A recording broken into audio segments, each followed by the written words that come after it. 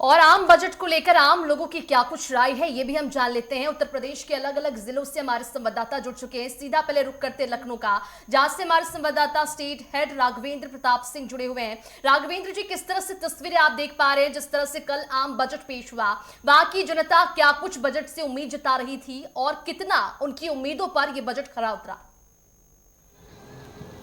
बिल्कुल प्रगत, पहले उत्तर प्रदेश की राजधानी लखनऊ में कुछ बुद्धिजीवी वर्ग हमारे साथ जुड़ा हुआ है, उससे बात कराते हैं कि बजट को वो किस रूप में लेते हैं।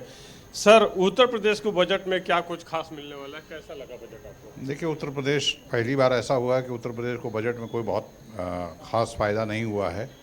दिखाने के लिए कहा जा सकता है कि 10,000 करोड़ का एमएसएमई फ़ंड है और उस एमएसएमई फ़ंड का कुछ हिस्सा, चूँकि उत्तर प्रदेश में एमएसएमई बहुत हैं इसलिए आएगा, या कि वाराणसी से होकर गुजरने वाले जो 2 रेल कॉरिडोर हैं उसको लेकर कहा जा सकता है।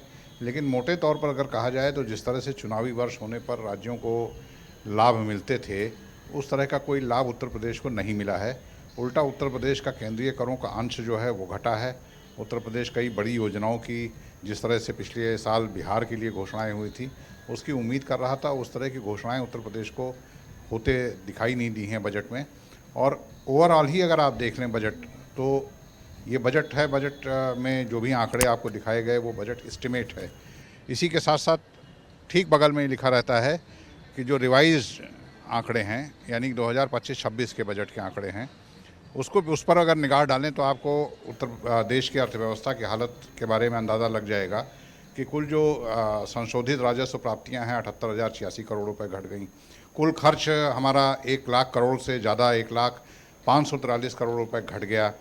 कैपेक्स, जिसके बारे में सबसे ज़्यादा डंका पीटा जाता है कि पूंजीगत व्यय बहुत बढ़ा है, हकीकत यह है कि 2025-26 का जो संशोधित पूंजीगत व्यय है उसमें 1.44 लाख करोड़ रुपए की कमी आई है।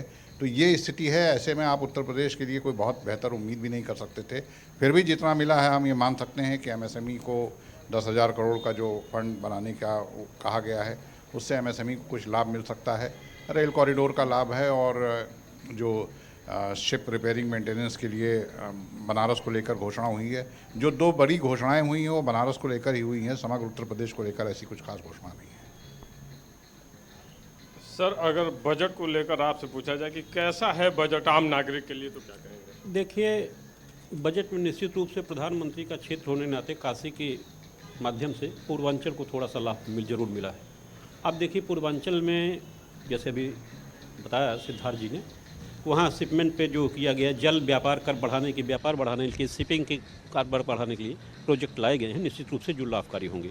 वहीं आप देखिए, पहली बजट में चर्चा हुई है कि कम से कम 75 जिलों में गर्ल्स हॉस्टल्स बनाए जाएंगे, मेडिकल फैसिलिटीज़ इंक्रीज़ की जाएंगी। मतलब जो बजट में दिया गया है, निश्चित रूप से अगर उसको लागू कर पाएँ और उसमें निरंतरता लागू करने में बनी रहे तो निश्चित एक पक्ष देखने में मिल सकता है। लेकिन वैसे सच बात है कि जो चुनावी वर्ष था, जिस तरह से उत्तर प्रदेश के इतने बड़े प्रदेश के लिए, और आने वाला चुनाव भी अगले वर्ष है, जिस तरह से उत्तर प्रदेश के चुनाव के लिए घोषणाएं होनी चाहिए थी, वो बजट में देखने को नहीं मिली हैं। हाँ, निश्चित रूप से प्रधानमंत्री का क्षेत्र होने के नाते, प्रधानमंत्री के कार्यक्षेत्र के नाते कुछ लाभ पूर्वांचल में हमें देखने को मिला है। और एक चीज़, दूसरी बात जो है, जो चाहे सारनाथ हो या मेरठ में हस्तिनापुर को जिस तरह से सेंट्रल उसमें धार्मिक पर उस पर आप शामिल किया गया, उससे भी एक उसकी धार्मिकता हमारे विश्व स्तर पर हमारे उत्तर प्रदेश को एक पहचान मिलने की जरूरत पड़ेगी, यही बजट में दर्शाया गया है। सर, आप तो आर्थिक मामलों के जानकार हैं, बहुत अच्छा बोलते भी हैं, आप बजट के बारे में क्या कहेंगे? देखिए, इस बजट को ग्रोथ के रूप में देखना चाहिए। नए सेक्टर्स को कैसे सृजित किया गया है, कैसे पोषित किया जा रहा है और कैसे इसको 2047 के विकसित भारत के लक्ष्य से अलाइन किया जा रहा है, उस रूप में देखना चाहिए। अगर हम देखते हैं तो इसमें एमएसएमई को विशेष धार देने की बात है और कई रूप में एमएसएमई है। जो 10,000 करोड़ का फंड की बात है वो तो है ही है, लेकिन आप देखिए नए क्षेत्र, उनके लिए मैन पावर सृजित करना, जिसके लिए 5 स्पेशल यूनिवर्सिटीज़ की स्थापना की बात है। और इसी प्रकार से देखते हैं मैन्युफैक्चरिंग सेक्टर को जो धार देने की बात है, वो चाहे टेक्सटाइल पार्क के रूप में हो, तो वो चाहे बायोफार्मा के रूप में हो, इलेक्ट्रॉनिक्स इंडस्ट्री के रूप में, या तमामों और जो जिस प्रकार से इसमें सृजित करने की बात है, तो मुझे लगता है कि मैन्युफैक्चरिंग सेक्टर को विशेष ध्यान और एमएसएमई सेक्टर को भी ध्यान देने पर इस पर जोर है। और ये क्षेत्र हमारे लिए आवश्यक हो जाता है, क्योंकि ये अब जिस प्रकार से हम ग्लोबल लेवल पर अपने को स्थापित करने जा रहे हैं, तो उसमें ये इनकी भूमिका महत्वपूर्ण हो जाती है।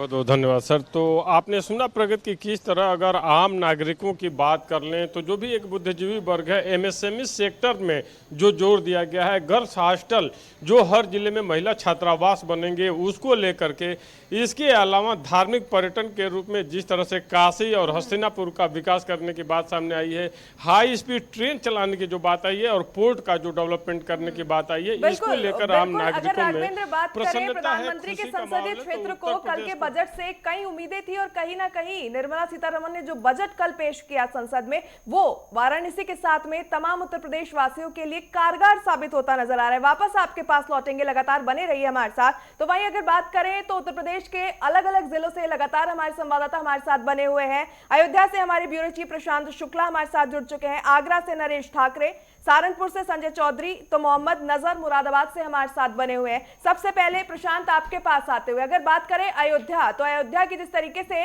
लगातार विकास दर नए आयाम छू रही है, लगातार रोजगार जो है वहां पे सृजित होते नजर आ रहे हैं, कल के बजट से किस तरीके से धर्मनगरी ने इसे देखा है? देखिए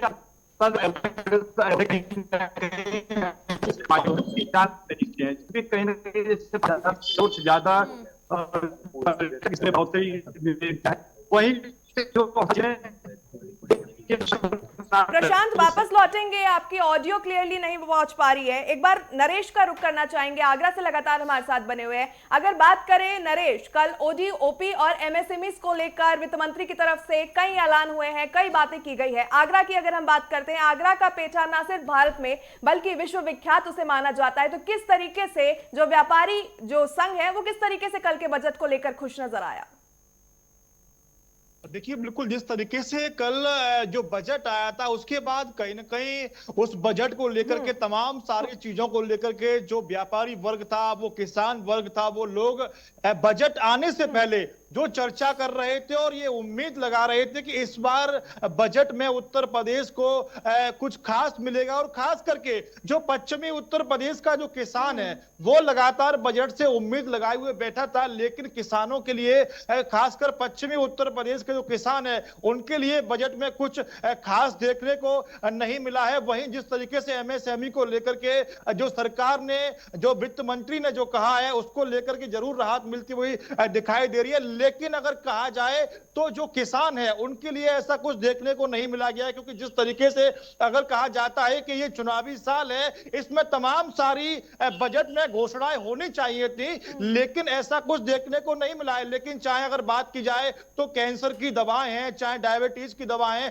17 प्रकार की ऐसी दवाएं हैं जो सस्ती की जाएंगी, मोबाइल फोन है और जो इलेक्ट्रॉनिक गाड़ियां हैं वो सस्ती की जाएंगी। और वहीं अगर बात की जाए तो प्रत्येक जिले में गर्ल्स हॉस्टल बनाए जाएंगे, 3 एम्स बनाए जाएंगे और वहीं जो 7 रेल कॉरिडोर बनाए जाएंगे जिसमें से 2 उत्तर प्रदेश को मिले हैं। तो हालांकि कल हमने जो बात लोगों से की थी, लोगों का यही कहना था कि कई चीजों में राहत मिलती हुई दिखाई दे रही है, लेकिन व्यापारियों का, किसानों का यही कहना था कि जो किसान है उनके लिए बजट में कोई राहत वाला काम नहीं है। लेकिन जो तमाम सारी चीजें लेकर के जो वित्त मंत्री आई है, उनके द्वारा जो बजट पेश किया गया है उसमें कहीं ना कहीं राहत मिलने का काम जरूर होगा। लेकिन जिस तरीके से चुनावी साल में जो उत्तर प्रदेश को मिलना था वो इस बार के बजट में नहीं मिल पा रहा है, तो कहीं ना कहीं जो किसान है वो लोग इस बजट से नाखुश दिखाई दे रहे हैं पश्चिमी उत्तर प्रदेश में और खासकर आगरा में।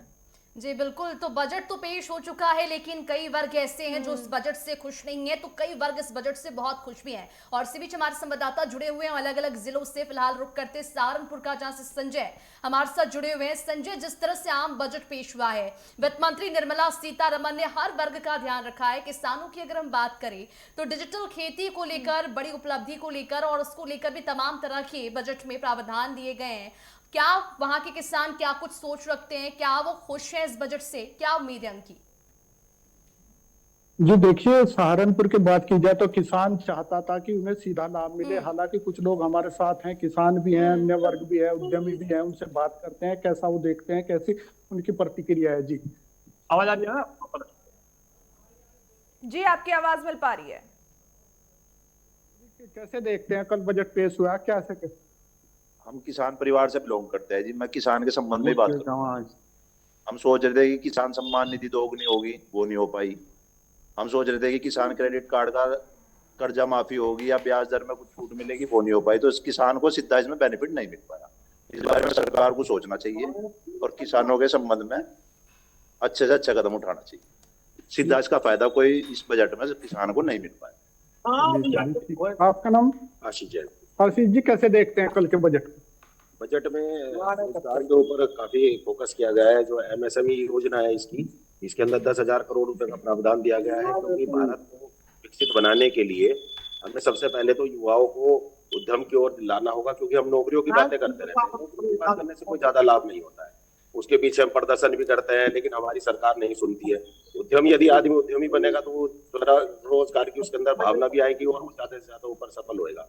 नए नए आप देख रहे होंगे कि जो नया युवा वर्ग आ रहा है, चाहे उसमें आपका जोमेटो कह लो, इस तरीके के जो प्लेटफॉर्म आ रहे हैं वो आगे जाके कितना तरक्की कर रहे हैं। तो मैं मानता हूं कि एमएसएमई का जो 10,000 करोड़ रुपए का बजट है वो इस सरकार के लिए प्रभावी है। तो आगामी दूरगामी कैसे परिणाम रहेंगे? देखो, रोजगार के लिए सबसे मेन चीज ये है, आदमी अपना मैक्सिमम फोकस लगाएगा। नौकरियों के लिए तो क्या होता है, वो बंद के बैठ जाता है।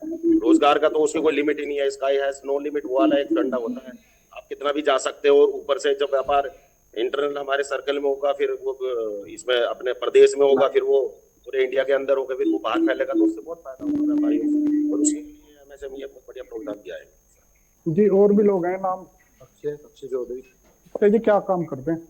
मैं बिजनेस भी है, किसान भी हूँ। कैसे देखते हैं कल के बजट को? कल का बजट मिला जुला है, अच्छा है। सरकार का बजट किसानों को सीधा फायदा नहीं है, किसानों को सीधा फायदा होना चाहिए था। व्यापारी लोगों को भी अच्छा फायदा दिया। 2047 को देखते हुए मोदी जी ने अच्छा बजट पेश करा है, और आम लोगों को भी और बजट में हम चाहते हैं कि कम से कम आगे जब भी बजट पेश हो, आम लोगों को भी राहत, अच्छी सीधी लाभ उन्हें भी आम लोगों को दिया और किसानों को भी सीधा दिया जाए। व्यापारियों को भी लाभ है, आम जनता को भी लाभ है, लेकिन कम है। जैसे सामान्य वर्ग को कम लाभ है 2047 को देखते हुए, लेकिन 2047 तक देखते हुए, आगे भविष्य को देखते हुए बजट बहुत अच्छा है, लाभ होगा आगे भी। जी, और भी लोग हैं। जी, नाम बताइए। रुपेंद्र जी, कैसे देखते हैं बजट को? मद्यपान और धूम्रपान पर दिया गया है कि इसमें 3 से 4 गुना बढ़ा दिया गया, ये अच्छा है।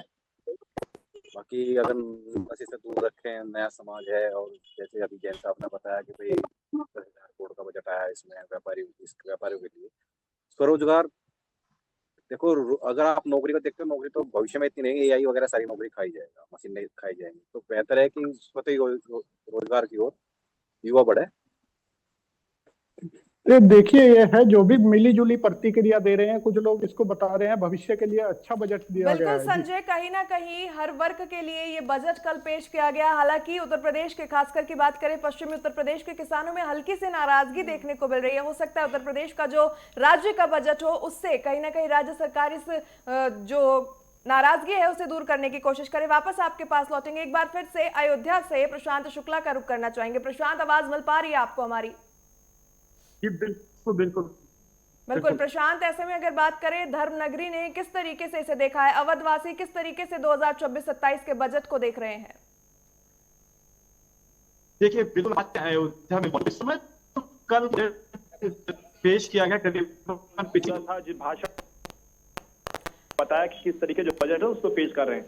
वो अगर बात करें अयोध्या में इस समय में मौजूद है, और अयोध्या की अगर बात करें उस बजट से क्या फायदा मिला अयोध्या में, तो कहीं ना कहीं कुछ लोगों का यह भी कहना है कि अयोध्या में उसमें जो बजट उससे कई फायदा मिला, कुछ लोग उसमें नाराजगी भी जता रहे हैं। पर अगर फायदे की बात करें तो अयोध्या में जैसे कई फायदे ये मिले हैं, जैसे 5,000 करोड़ से ज्यादा की जो पर्यटक स्थल को बढ़ाने के लिए जो मंदिर स्थल है उनको जो रोजगार दिया गया है, क्योंकि कहीं ना कहीं जब मंदिर बनने के बाद यहाँ पे लोग तो आते थे, पर उसके बाद जिस हिसाब से इसको बढ़ोतरी करने के लिए दिया गया है उससे लोगों में खुशी है। दूसरी बात, जो उत्तर प्रदेश के सभी भारत में हर जिले में एक जो हॉस्टल बनाए जाएंगे बच्चियों के लिए, लड़कियों के लिए बनाया जाएगा, क्योंकि अयोध्या में साकेत महाविद्यालय, अवध विश्वविद्यालय, यहाँ पे बाहर से बच्चे पढ़ने आते हैं। तो अभी तक कोई ऐसे सरकारी जो अंदर हॉस्टल से थे, पर बच्चियों के लिए ऐसा कोई स्पेशली नहीं था, तो उससे कहीं ना कहीं हॉस्टल बनेगा तो उसमें उनकी सेफ्टी सिक्योरिटी बढ़ाई जाएगी। जब हॉस्टल बनेगा तो उसमें वार्डन रहेंगे, सेफ्टी सिक्योरिटी लोग रहेंगे, उससे रोजगार बढ़ते हुए दिखाई देगा।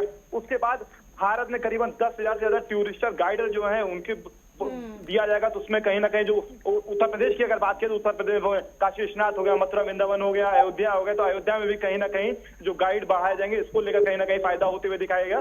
बाकी जो हमारे साथ और भी लोग मौजूद है उनसे पूछेंगे इस बजट को किस तरीके वो देखते हैं और क्या उस पर वो कहना चाहेंगे। खड़े हो।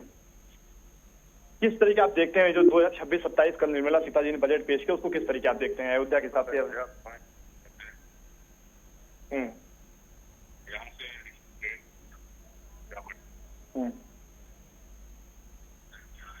मथुरा कनेक्टिविटी बढ़ी, 10,000 बच्चियों के लिए हॉस्टल, अवध विश्वविद्यालय हमारे यहाँ बहुत पुराना प्राचीन का है, आज का नहीं है। साकेत महाविद्यालय देती रहे आप। इसके बाद 10,000 रोजगार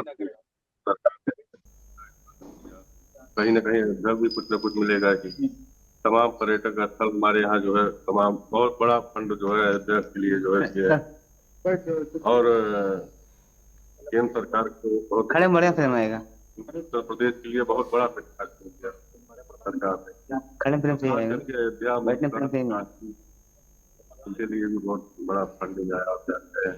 अब क्या उम्मीद करते हैं आप किस तरीके से हुआ है? अयोध्या के लिए बहुत उत्तम बजट और बहुत लाभकारी बजट है। अयोध्या प्रभु श्री राम की नगरी है। यहाँ पे जिस प्रकार से स्पेशल पैकेज माननीय प्रधानमंत्री जी द्वारा दिया गया, इसका विकास हो रहा। अब अयोध्या टूरिज्म पे आ चुकी है। यहाँ पे रिकॉर्ड टूट रहा है दर्शनार्थियों का। करीबन टूरिज्म के लिए 5,000 करोड़ से ज्यादा दिया गया है। तो टूरिज्म में जो बजट बढ़ाया गया है उससे यहाँ पे गाइडों को रोजगार मिलेगा। लगभग 10,000, 20,000, 15,000 जो भी लोग बढ़ेंगे तो उससे हमारे पर्यटकों को बहुत फायदा और सुलभता मिलेगी। और काशी से अयोध्या की ये जो कनेक्टिविटी रेल की हुई है वो हमारे पर्यटकों को बढ़ाएगी और अयोध्या को और आगे। तो इस बजट को लेकर आम लोगों की भी कई उम्मीदें थी और इस बजट में कई तरह के प्रावधान रखे गए और हर वर्ग का ध्यान इस बजट में रखा गया। आगरा का रुख करते जहां से हमारे संवाददाता नरेश हमारे साथ जुड़े हुए हैं। नरेश, जिस तरह से बजट पेश किया कर और हर वर्ग का इसमें ध्यान रखा गया है, खासकर युवाओं की अगर हम बात करें तो आईटी सेक्टर को लेकर कई तरह के बजट में इस दौरान बजट लाए गए और ये भी आपको बताते चले कि युवाओं को लेकर भी कई प्रावधान लाए गए हैं। युवाओं पर खास फोकस किया गया, चाहे वो रोजगार की बात हो, IT फील्ड की बात हो। आगरा में किस तरह की तस्वीरें आप देख पा रहे हैं?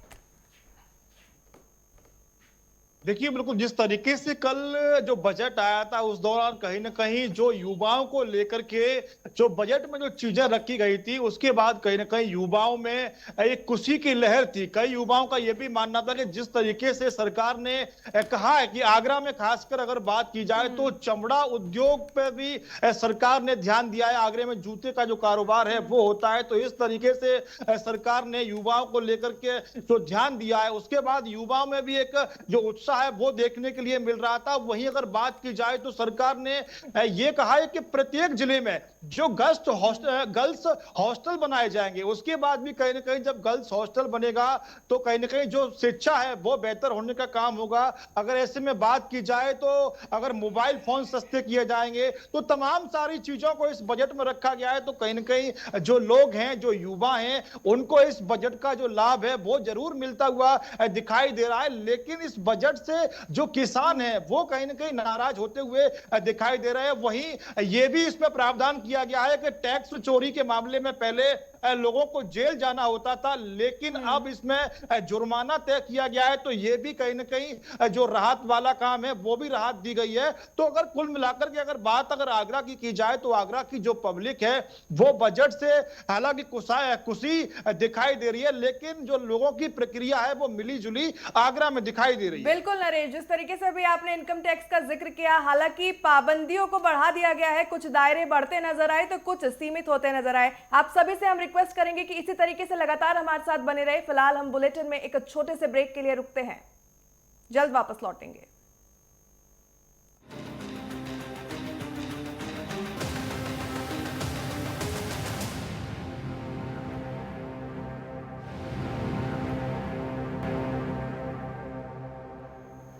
ब्रेक के बाद बहुत स्वागत है आप सभी का। बजट 2026 को लेकर हम बात कर रहे हैं और इसी बातचीत में हमारे साथ यूपी के अलग अलग जिलों से संवाददाता जुड़े हुए हैं। सीधे आपको मुजफ्फरनगर लिए चलते हैं जहां से हमारे संवाददाता दीपक गर्ग हमारे साथ जुड़े हुए हैं। दीपक, जिस तरह से आम बजट पेश हुआ, आम लोगों की क्या कुछ उम्मीदें थी? मुजफ्फरनगर में लोग कितना खुश हैं इस बजट से? बाजार में खड़े हुए हैं, हमारे साथ कुछ और उनसे हम बात करते हैं किस तरह। आपका नाम? हिमांशु संगल। हिमांशु जी, जैसे बजट हुआ है 25-26 आया है, इसमें किस तरीके की प्रक्रिया है? प्रक्रिया ये है, सरकार की भारतीय जनता पार्टी ने गरीबों और अमीरों को देखते हुए बजट पास किया है। जैसे कि हमारे पश्चिम उत्तर प्रदेश में कैंसर के बहुत ज्यादा मरीज बढ़ रहे थे, इसमें मेन 17 जो दवाई आई है उन्हें बहुत सस्ती कर दी। और सबसे बड़ी बात है, उत्तर प्रदेश में 3 एम्स भी दिए हुए हैं। और सबसे बड़ी बात, बच्चों को देखते हुए जो पढ़ाई है, जो विदेश में बच्चे चाहते थे, जो TCS है जो 5% था उसको घटा के 2% कर दिया गया। एक लघु विद्यालय जो व्यापारियों के लिए भी है, वो 17,000 करोड़ रुपए की इन्वेस्टमेंट दी है उन्हें भी। तो सबको देखते हुए सरकार ने बजट लेकर आई है, बहुत ही अच्छा बजट है। चलिए, हमारे साथ कुछ और व्यापारी भी है। आपका नाम?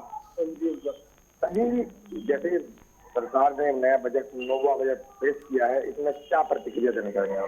कहीं मुझे ऐसा लग रहा है कि मिडिल वर्ग के लिए कुछ नहीं, व्यापारी वर्ग तो बेकार है।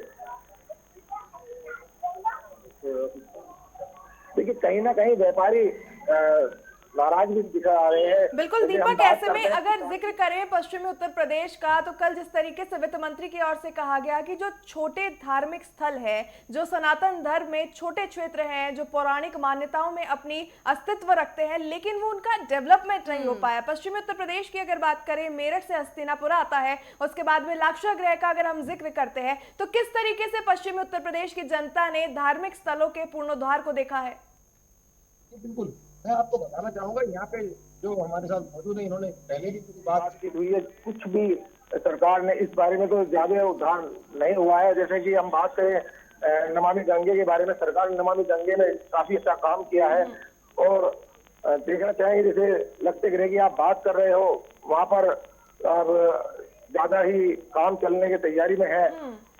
जी जी बिल्कुल, तो बजट को लेकर कई तरह की लोगों की उम्मीद थी और मुजफ्फरनगर के लोगों की भी प्रतिक्रिया हमने जानी, क्या कुछ वो सोचते थे और कितना खड़ा उतरी है बजट। और हमारे बीच इसी बीच वाराणसी से संवाददाता सचिन जुड़ चुके हैं। सचिन, जिस तरह से आम बजट पेश किया गया, वाराणसी को बड़ी सौगात दी गई है, हाई स्पीड रेल कॉरिडोर वहां पर बनेगा, वहां के लोग कितने खुश है इस बजट से, क्या कुछ तस्वीरें आप देख पा रहे हैं? बिल्कुल, देखिए, अगर हम बात करें बजट की, तो बजट में काशी का जो नाम है और जो 2 ट्रेनें जो दी गई है सौगात में, उससे जो यहाँ के आम जनमानस है बड़े खुश है। क्योंकि लगातार जो चाहे कॉरिडोर हुआ, चाहे काशी विश्वनाथ जो कॉरिडोर था, कहीं ना कहीं उसके अंदर और भी चीजें ऐड होती हुई नजर आएंगी। घाट हो गए, तमाम जो ऐसे सुंदरीकरण के लिए इस बजट से जो टूरिज्म को भी बेनिफिट होगा, फायदा होगा। धर्म की नगरी काशी में भी जिस हिसाब से लगातार हर उसमें सौगात जो होती है मिलती दिखती है, उसमें ये भी एक चार चौबंदी और 4 चांद लगाते हुए नजर आएगी। बजट में पूरे का पूरा उसमें वो है, क्योंकि अगर आप बेंगलोर जाना है तो काशी से अगर होके जाते हैं तो बहुत आसानी से आप वंदे भारत ट्रेन की जो सौगात सीतारमण और जो सरकार ने दी है, उस पे कहीं ना कहीं जो लोग हैं यहाँ के बड़े खुश होते हुए नजर आ रहे हैं। जी बिल्कुल, ऐसे में सचिन, अगर बात करें, प्रधानमंत्री का संसदीय क्षेत्र है बनारस, ऐसे में प्रधानमंत्री जब भी दौरे पर आते हैं, कई विकास परियोजनाओं की सौगात जो है काशी वासियों को दे जाते हैं। और प्रधानमंत्री कई बार अपने भाषण में ये ऐलान भी कर चुके हैं कि काशी की जनता किसी से पीछे नहीं रहने वाली। और कल जिस तरीके से बजट पेश हुआ, चाहे वो हाई स्पीड रेल कॉरिडोर का हम जिक्र कर ले, या फिर जिस तरीके से हर जिले में एक गर्ल्स हॉस्टल की स्थापना की जाएगी, MSME पे मेन फोकस किया गया है। साथ ही काशी वो भारत के 2 सिटीज में से एक सिटी है जहां पर जहाजों की मरम्मत होगी। तो सीधा सा प्रधानमंत्री का संदेश जो है वो साकार होता नजर आ रहा है, रोजगार के नए अवसर इससे पैदा होते नजर आएंगे। देखिए, अगर हम बात कहें तो यहाँ पर काशी, वैसे भी प्रधानमंत्री नरेंद्र मोदी जब पहुंचते हैं, चाहे मुख्यमंत्री योगी आदित्यनाथ काशी के दौरे पर रहते हैं, तो जो सौगात की पिटारा रहता है वो खोलते हुए नजर आते हैं। कई हजार की सौगात देते हैं। उसमें सबसे बड़ी बात है कि यहाँ के जो लोकल लोग हैं उनको भी रोजगार की सौगात मिलेगी। आखिर में जब यहाँ पर जो फ्लाइट होंगी, जब यहाँ पर मरम्मत होगी, तो जो यहाँ के लोग होंगे उनको भी एक बहुत बड़ा रोजगार मिलेगा। प्रधानमंत्री को ये चीज पूरे उससे पता रहता है कि हमारे संसदीय क्षेत्र में रोजगार की स्थिति एकदम बरकरार रहे और लगातार जो है यहाँ पर जो आसपास के जो लोग हैं उनके चाहे युवक जो कह सकते हैं, युवा पीढ़ी है, उनको भी रोजगार की सौगात मिले, उसी को देखते हुए जिस हिसाब से यहाँ पर लगातार का जो फ्लाइट्स की जो यहाँ पर मरम्मत होगी, उसमें भी कई हजारों लोग की जो संख्या रहेगी, वो इसमें रोजगार की एक अवसर देता हुआ नजर आएगा। जी सचिन, वहां आपके आसपास कुछ लोग मौजूद होंगे तो उनसे बातचीत करने की कोशिश कीजिए। जिस तरह से आम बजट पेश हुआ, आम लोगों के लिए कई तरह की योजनाएं लाई गई, कई तरह का फंड दिया गया, क्या कुछ वो सोचते हैं जिस तरह से बजट पेश किया गया, क्या वो खुश हैं इस बजट से? देखिए, अभी तो कुछ लोग हैं, जरूर ये कुछ यहाँ पर कहना नहीं चाह रहे हैं, लेकिन हाँ ये है कि यहाँ पर जो लोग हैं वो बड़े खुश होते नजर आ रहे हैं, क्योंकि हमने बात भी पहले भी की थी, तो लोग कुछ बोलना नहीं चाह रहे हैं, क्योंकि कहीं ना कहीं जो व्यापारी वर्ग है वो इन चीजों, क्योंकि जो पान गुटखा और जो तमाम जो चीजें हैं उस पर जो बजट जो बढ़ा है, उस पर कहीं ना कहीं इनकी एक नाराजगी है कि बिल्कुल जो सचिन, कहीं ना कहीं जनता के अंदर, खास करके अगर वाराणसी की जनता की बात करें तो खुशी का माहौल देखने को मिल रहा है। लगातार बने रहे आप हमारे साथ। एक बार फिर से राजधानी लखनऊ का रुख करना चाहेंगे। राघवेंद्र लगातार हमारे साथ तमाम अपडेट्स के साथ बने हुए हैं। राघवेंद्र, आपके पास आते हुए अगर हेल्थ सेक्टर की बात कर लेते हैं तो कल वित्त मंत्री की ओर से सबसे बड़ा ऐलान अगर मान के चले मध्यम वर्गों के जनता के लिए या फिर निम्न मध्यम वर्ग की जनता के लिए, वो था कैंसर और डायबिटीज जैसी बड़ी और गंभीर बीमारियों की दवाइयों के दरों को कम करना। ऐसे में किस तरीके से देखा गया है, मेडिकल स्टोर जो संघ है उनकी तरफ से किस तरीके से इस फैसले को देखा जा रहा है, या फिर जो मिडिल क्लास श्रेणी है वो किस तरीके से इस फैसले का स्वागत करती नजर आई है? बिल्कुल, लखनऊ की बात कर लें तो मेडिकल सेक्टर में जिस तरह की रियायत दी गई है, जैसे कैंसर, डायबिटीज या गंभीर रूप से जो बीमारियां हैं, उन जो मरीज हैं उनके दवाओं में जिस तरह से छूट देने का ऐलान बजट में किया गया है, इसको लेकर स्वास्थ्य मंत्री जो प्रदेश के उप मुख्यमंत्री रहे ब्रजेश पाठक ने भी निर्मला सीतारमण का पीएम मोदी को धन्यवाद दिया था। इसके साथ ही चूंकि उत्तर प्रदेश देश का सबसे बड़ा राज्य है, सर्वाधिक आबादी युवाओं की यहाँ रहती है, और मरीजों की भी बात करें तो सर्वाधिक आबादी वाला राज्य होने के कारण यहाँ मरीजों की भी संख्या ज़्यादा है। तो केंद्र सरकार द्वारा जो बजट पेश किया गया, मेडिकल सेक्टर में जो रियायत दी गई है दवाओं को लेकर, उसका फायदा उत्तर प्रदेश वासियों को सर्वाधिक मिलने वाला है। चूंकि बड़ा राज्य है, इसलिए चाहे मेडिकल सेक्टर की बात कर लें, मेडिकल की दुकानें कर लें, दवा व्यापारियों की बात कर लें, सबने खुशी जताई है। वहीं आम नागरिक जो इन गंभीर बीमारियों की समस्याओं से गुजरता है वो भी खुशी दर्शाया है। इसके साथ ही हम जिस सेक्टर की भी बात कर लें, हम अगर महिला छात्रावासों की भी बात करते हैं, गर्ल्स हॉस्टल की, तो उत्तर प्रदेश को उसका सबसे बड़ा लाभ मिलेगा, क्योंकि 75 जनपद हैं, 75 गर्ल्स हॉस्टल बनेंगे। अगर एमएसएमई सेक्टर को मजबूत किया जाता है तो एमएसएमई सेक्टर में जो रोजगार के अवसर का सृजन होगा, उसमें उत्तर प्रदेश के युवाओं की जो एक लंबी फौज है जो रोजगार की तलाश में घूमती है, उसको एक बहुत बड़ा फायदा मिलेगा, जिसे नौकरी मिलेगा।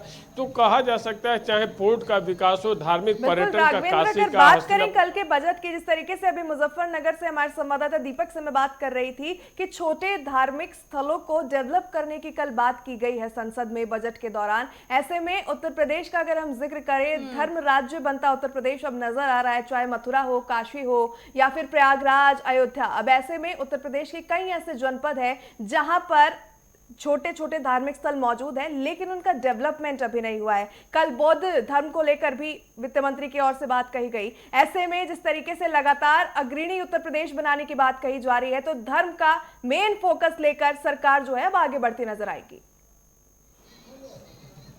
बिल्कुल, उत्तर प्रदेश की अगर बात कर लें और बजट में धार्मिक पर्यटन को बढ़ावा देने की बात कर लें, जिस तरह से बजट का प्रावधान किया गया है, मार्च 2017 के बाद से वैसे भी उत्तर प्रदेश की तस्वीर बदली, और सीएम योगी आदित्यनाथ ने काशी कॉरिडोर और इसके अलावा तमाम रामायण सर्किट, और जिस तरह से अयोध्या, काशी, मथुरा, वृंदावन, नैमिषारण्य, विंध्याचल, चित्रकूट, इन मंदिरों का जीर्णोद्वार किया गया, जिस तरह के वहाँ पे अवसर उपलब्ध किए गए, धार्मिक पर्यटन को अर्थव्यवस्था से जोड़ दिया गया, जो 1 ट्रिलियन इकानमी की अर्थव्यवस्था में भी अपना सहयोग दे रहे हैं। तो धार्मिक पर्यटन पे पहले से भी उत्तर प्रदेश सरकार द्वारा बहुत बेहतरीन काम किया जा रहा था, और उसी कड़ी में जो छोटे छोटे धार्मिक पर्यटन स्थल थे या छोटे छोटे जो मंदिर थे, उसको भी उत्तर प्रदेश सरकार की तरफ से 10 लाख 20 लाख रुपए का फंड मुहैया कराया जा रहा था, ताकि छोटे मंदिरों का जहां जहां भी, चाहे संभल की बात कर लें, मुरादाबाद की कर लें, रामपुर की कर लें, बिजनौर की कर लें, अलीगढ़ की कर लें, या प्रदेश के विभिन्न जनपदों की बात कर लें, छोटे छोटे जो धार्मिक स्थल थे जहाँ पे मेलों का आयोजन होता था या तमाम बड़े जो तीज त्यौहार व्रत पड़ते थे उन पे मेले लगते थे, उन स्थलों को जीर्णोद्धार करने का काम यूपी सरकार द्वारा पहले से भी किया जा रहा था। अब केंद्रीय बजट में जब बजट का अलग से प्रावधान कर दिया गया तो इसे इनकार नहीं किया जा सकता है कि पूरे प्रदेश के 75 जनपदों में जहां जहां भी ये छोटे धार्मिक स्थल हैं, मठ मंदिर हैं, उनका जीर्णोद्धार होने में काफ़ी हद तक मदद मिलेगी। और उत्तर प्रदेश वैसे भी उत्तराखंड गठन के बाद से जिसे धार्मिक पर्यटनों को लुभाने की चुनौती का सामना करना था, तो 2017 के बाद से तस्वीर बदली। आज उत्तर प्रदेश भारत का वो राज्य है जहां पे सर्वाधिक धार्मिक पर्यटक यहाँ आते हैं। उत्तर प्रदेश देश का वो चौथा नंबर का राज्य है जहाँ पे विदेशी सैलानी सर्वाधिक काशी, अयोध्या, मथुरा में आते हैं। तो कहा जा सकता है कि उत्तर प्रदेश धार्मिक रूप से वैसे भी आगे बढ़ रहा था, लेकिन इस बजट से एक नया पंख लगेगा और जो भी छोटे मोटे धार्मिक स्थल हैं जहाँ पे कुछ मेलों का आयोजन हो सकता है या धार्मिक अनुष्ठानों का काम हो सकता है, उनका विकास आसानी से अब यूपी गवर्नमेंट केंद्र सरकार के बजट के माध्यम से कर सकती है। जी बिल्कुल। तो धर्म नगरी अयोध्या के साथ ही प्रयागराज और काशी को लेकर भी कई सौगात इस बजट में पेश किए गए हैं। और राघवेंद्र, ये भी समझना चाहूंगी आपसे, जिस तरह से हेल्थ सेक्टर को लेकर प्राथमिकता इस बजट पे दी गई है, सभी जिलों में ट्रॉमा सेंटर खोले जाएंगे, इमरजेंसी ट्रॉमा सेंटर खोला जाएगा, इसको लेकर लोग कितना खुश हैं और कितना उन्हें लाभ मिल पाएगा? बिल्कुल, चूंकि उत्तर प्रदेश देश का बड़ा राज्य है और यहाँ पे उत्तर प्रदेश के समीपवर्ती जो राज्य है, बिहार की बात कर लें या फिर नेपाल राष्ट्र की भी बात कर लें, झारखंड की बात कर लें, असम की बात कर लें, वो भी उत्तर प्रदेश में इलाज कराने के लिए आते हैं। यहाँ BRD medical college, king George medical college की बात कर लें या फिर पीजीआई की बात कर लें या अन्य जो हॉस्पिटलिटी फैसिलिटी है उसका लाभ लेने के लिए तमाम मरीज इन राज्यों से या देशों से भी आते हैं। तो ऐसे में जब हर जनपद में ट्रामा सेंटर बन जाएंगे, हर जनपद में आईसीयू बेड की उपलब्धता पर्याप्त होगी, हर जनपद में जब ऐसी सुविधाएं होगी, चाहे कार्डिक का पेशेंट हो, न्यूरो का पेशेंट हो, डायबिटिक हो या अन्य गंभीर रूप से बीमारियों से ग्रसित लोग हैं, तो उनको प्रदेश की राजधानी का चक्कर नहीं लगाना पड़ेगा, बल्कि जो नज़दीकी जनपद होगा, नज़दीकी स्थान होगा, वहाँ पे वो अपना इलाज आसानी से पा सकते हैं। तो उत्तर प्रदेश वासियों में तो खुशी है ही है।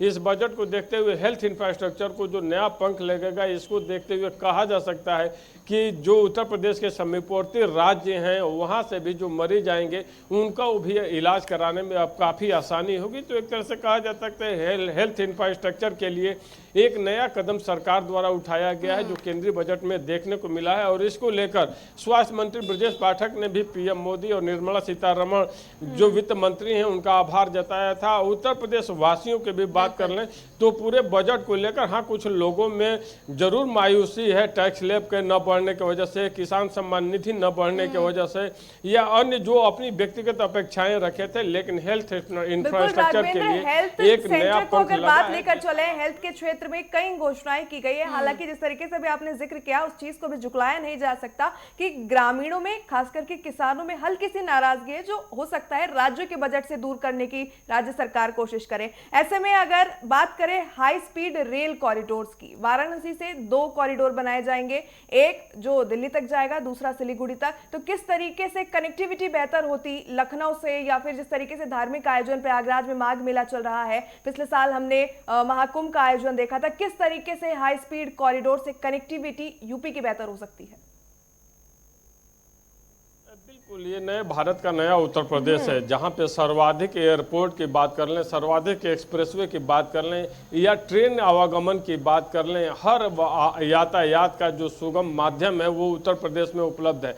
अब ये जो 2 पोर्ट बनेंगे जो दिल्ली से वाराणसी, वाराणसी से सिलीगुड़ी जाएंगे, बेहतरीन कहा जा सकता है कि जो जलयान की यात्रा है उसको भी बढ़ोतरी मिलेगी और इसी बहाने नदियों के सर सफाई का काम भी किया जाएगा। जैसे वाराणसी की तस्वीर बदली है, जिस तरह से वहाँ पे आवागमन जलमार्ग द्वारा सुचारू किया गया है, सड़क मार्ग जिस तरह से उत्तर प्रदेश में तमाम एक्सप्रेसवे बनाकर, लिंक एक्सप्रेसवे बनाकर जिस तरह से सुगम बनाया गया है, वायुयान यात्रा की बात कर लें, हवाई यात्राओं में जिस तरह से सर्वाधिक एयरपोर्ट बनाकर एक नई गाथा लिखी गई है।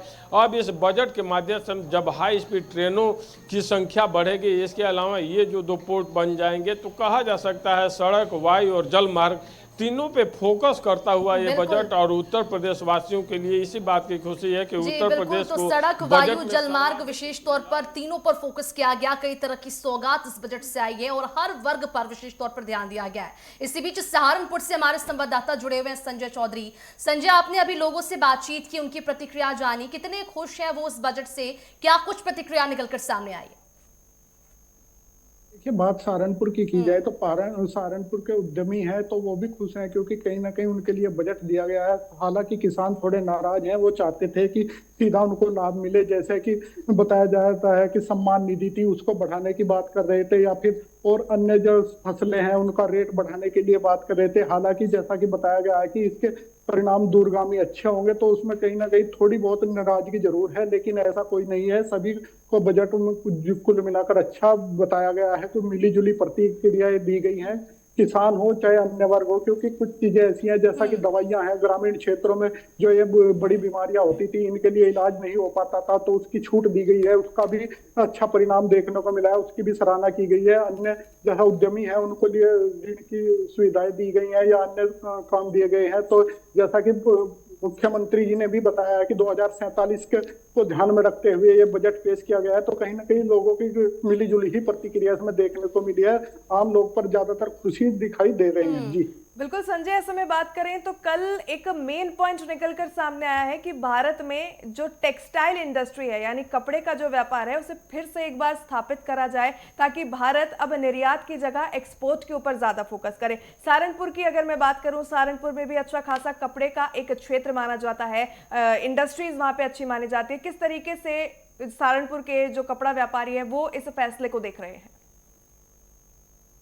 जी देखिए, सहारनपुर की एक राय वाला मार्केट है जो पश्चिमी उत्तर प्रदेश की सबसे बड़ी कपड़ा मार्केट मानी जाती है। वहां पर जो लोगों से बात की गई थी तो उनका भी कहना था कि जैसा उद्यम लगेंगे तो इससे कहीं ना कहीं बेनिफिट मिलेगा। तो वहाँ के व्यापारी हैं वह खुश भी है, क्योंकि कहीं ना कहीं उनको भी बेनिफिट मिलेगा जब यहाँ पर व्यापार बढ़ेगा, उद्यम लगेंगे। सहारनपुर की बात की जाए तो 3 राज्यों से लगता हुआ जिला है, तो ऐसे में यहाँ पर लगातार विकास कार्य हो रहे हैं जिनका असर भी देखा जा रहा है। और यह जो यहाँ के व्यापारी हैं वो इससे खुश भी है, क्योंकि कहीं ना कहीं उनको भी इसका बेनिफिट आगे आके मिलेगा। कपड़े की मार्केट बहुत बड़ी मार्केट सहारनपुर के अंदर है, उसमें जो लोग बाग हैं उनका, जो व्यापारी हैं उनका यही कहना है कि उद्योग और लगेंगे, जिससे सहारनपुर को भी और अन्य प्रदेश अन्य जगहों को भी इसका लाभ मिलेगा। जी बिल्कुल, तो सहारनपुर के लोगों की प्रतिक्रिया हमने जानी। कई लोग खुश भी हैं इस बजट से, तो कई में नाराजगी भी देखी जा रही है। मिली जुली प्रतिक्रिया निकलकर सामने आई है। और हमारे साथ वाराणसी से सचिन पांडे जी भी जुड़े हुए हैं। सचिन, जिस तरह से बजट में धार्मिक क्षेत्रों पर फोकस किया गया है, वाराणसी को बड़ी सौगात दी गई है, वाराणसी के लोग इस बजट से कितने खुश हैं? जिस तरह से सौगात मिली है हाई स्पीड रेल कॉरिडोर की और जहाजों की रिपेयरिंग वहां पर होगी, इससे वाराणसी को, काशी नगरी को कितना फायदा पहुंचेगा? देखिए बिल्कुल, अगर आप बात करें, प्रधानमंत्री का संसदीय क्षेत्र भी है काशी, और काशी में लगातार जो सौगात की जो बौछार है वो शुरू से चली आ रही है।